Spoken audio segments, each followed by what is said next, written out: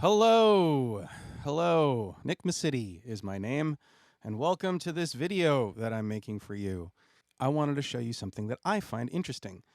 There's a prevailing idea that it doesn't matter what you use to master a track, so long as you know how to use it. And to some extent, that's true. But to some extent, I don't think it is. And I set up this little video with these examples to sort of show you what I'm talking about.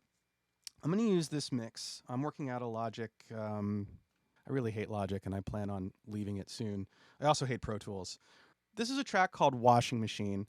It's off of a record that my buddy John Burkholtz did called America's Got Talons. The name of the band is Adjective Animal, and it's really good. I really like this tune. This is the mix he sent me, and it's fun. It's analog vibey, indie rock, and it's a beautiful melody. You'll hear it right now.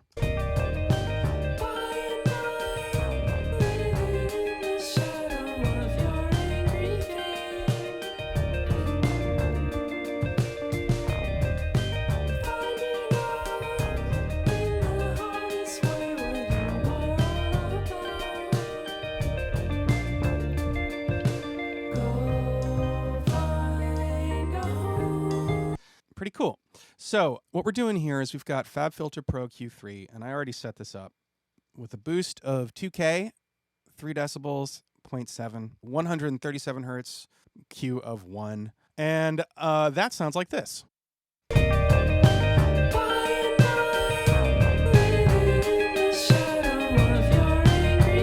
Let me A/B that with the mix.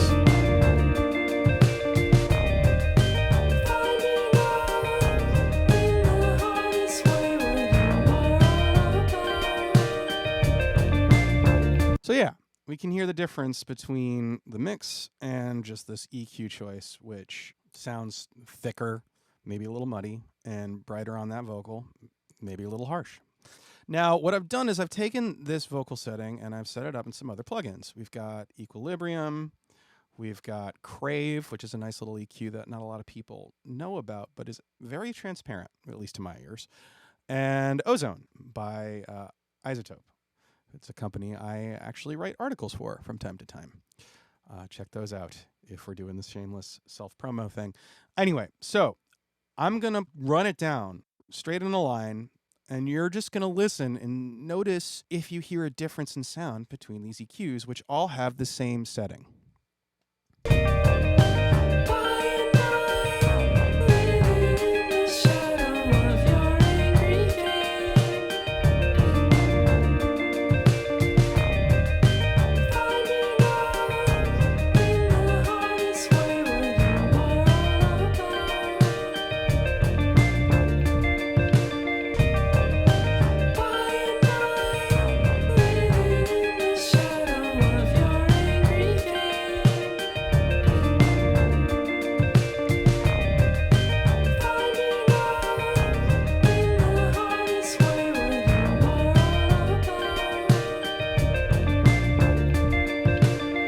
Okay, first of all, if you're not listening on a good monitoring system or on revealing headphones, you're probably not going to catch this, and go back and do that.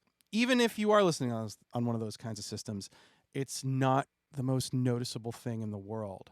My advice for how to hear these differences is to pick out one element, say like a kick drum or a snare, and then sort of listen to the space around that element too.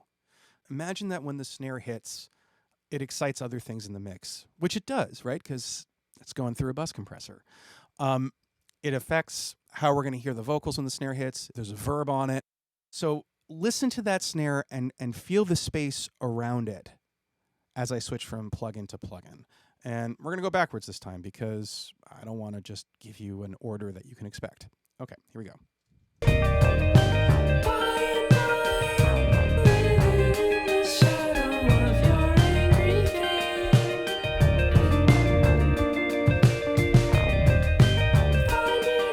So like the hi-hat feels brighter here to me when I listen to the snare.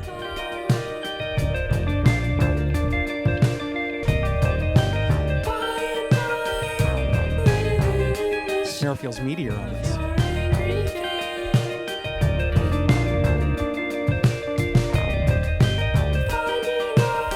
it's brighter again.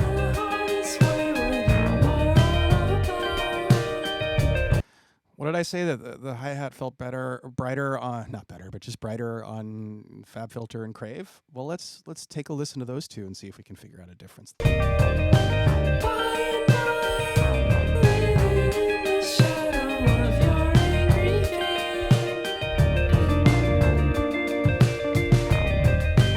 Oh yeah. That really sounds different to me. Let me just check something here. Yeah, that's what I had now. Let's make sure that that is correct. Open.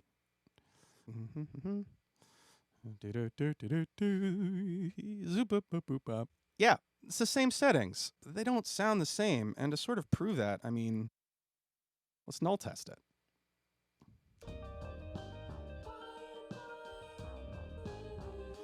That doesn't sound like a null to me. Let's try this one with a null test.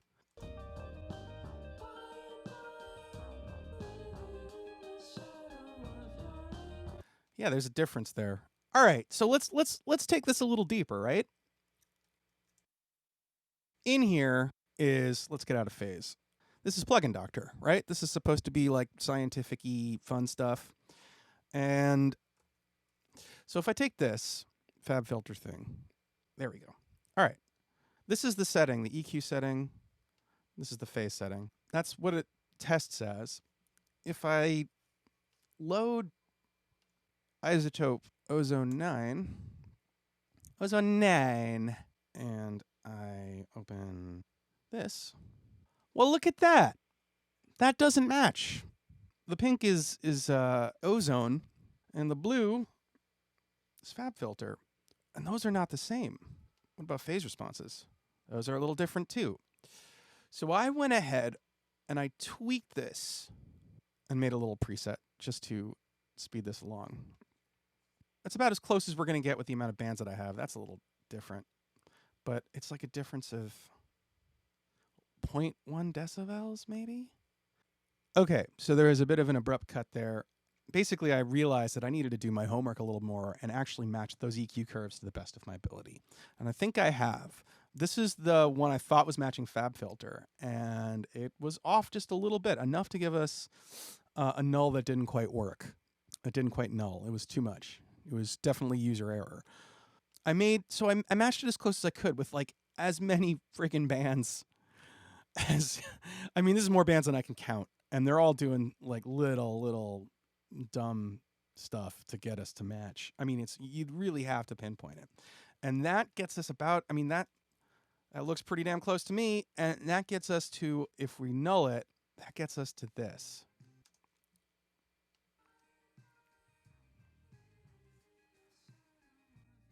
As low of a null as I can reasonably get without throwing any other part of the curve off. A being them, the difference is this. FabFilter.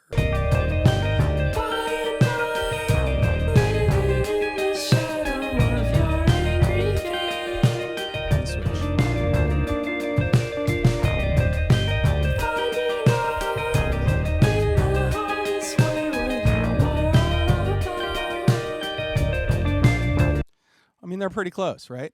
But one, I'm not sure they're exactly the same. I'd have to sit and listen for a while, which is, you know, a waste of time. But whatever. I mean, that's just a disclaimer. Apparently the same. We know that they're not exactly the same, but apparently the same. So that's one. Two is, again, I had to do all of this to get it to sound like this. There are 1, 2, 3, 4 cuts, boosts to make it sound like the original cue that didn't quite work. And then to match it, there are, I don't know, let's call it a fuck ton. Yeah, let's call it a fuck ton of boosts and cuts, boot and custs. You're not going to do that when you're pulling up an EQ and working in a session. You are not going to do that. You are going to go with what the settings are of the EQ innately. And as we showed, those settings, even though they're the same, give us a different sound. So functionally, these are different EQs, even though these are all digital EQs that don't model, at least not in default mode, analog circuits. They do sound different, which means what you use matters. It matters whether or not you choose a Pro Q3 or an Equilibrium, because the shapes that they want you to associate with the Q values that they've input are different. And that's okay, you know? It would take a hell of a lot of tweaking to get them to sound to a place where they null only this much. It takes, an hour of tweaking to get them to null, and you're not going to do that. So this brings us to the question of, what do you do with this information? Well, I'll tell you what I do. I'm a big proponent for practicing your craft the way a musician would practice their craft. And if you're really serious about this, this was something I love Air Window stuff. It's funky.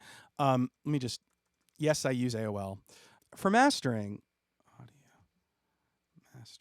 tracks. There we go. Watching my brain work, right? This is a wonderful site for just picking up songs that you can practice mastering with. Like, look at this Handel song you can master. So you can get some classical under your belt and then move on to whatever this is, as long as you abide by the licensing requirements that they've set up. If you're going to practice, you can set up a practice routine where you have let's say all of these EQs lined up with one boost or two boosts or cuts, and you just listen and take notes on the differences.